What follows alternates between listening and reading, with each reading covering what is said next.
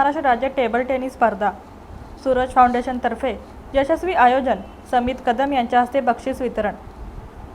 महाराष्ट्र राज्य table tennis असोसिएशनच्या मान्यतेने Suraj foundation व सांगली जिल्हा टेबल टेनिस असोसिएशन यांच्या संयुक्त विद्यमाने दुसरी महाराष्ट्र राज्य रँकिंग टेबल टेनिस स्पर्धा दिनांक 27 ते 31 जुलै 2025 या कालावधीत उत्साहात पार पडली।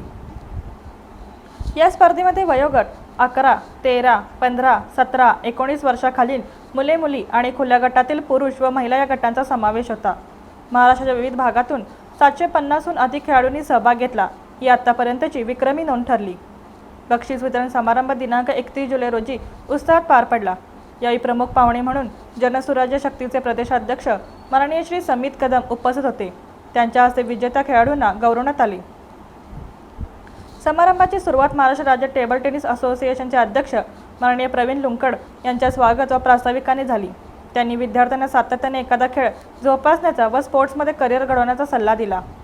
प्रमुख पाहुणे श्री समित कदम यांनी खेलो इंडिया ग्रँडमास्टर बुद्धिबळ स्पर्धा यांचा उल्लेख करत सांगली जिल्ह्यातील खेळाडूंनी आंतरराष्ट्रीय स्तरावर नावलौकिक मिळवावा असे आवाहन केले। त्यांनी सांगलीमध्ये आगामी काळात स्पोर्ट्स क्षेत्रात भरीव कामगिरीचे आश्वासनही दिले। सूत्रसंचालन श्री विनायक जोशी यांनी केले। कार्यक्रमास Bansi Ostwal, Bajrang Patil, Bhalchandra Patil, Upadhye sir, Upadhye high school, Deepak Bhandwalkar, PIMIDC police, Ravindra Mirajkar, C Vasant Kumar, Raghunath Satpute, advocate Rajendra Pachore, Dattatray Mule, Shrishail मोडगी, doctor Yashwant तोरो, अध्यक्ष नवकृष्ण व्हॅली स्कूल कमिटी आदी मान्यवर उपस्थित होते। आभार प्रदर्शन सूरज फाउंडेशनचे डायरेक्टर व नवकृष्ण व्हॅली स्कूलचे मुख्याध्यापक सौ संगीता पागनीस यांनी केले।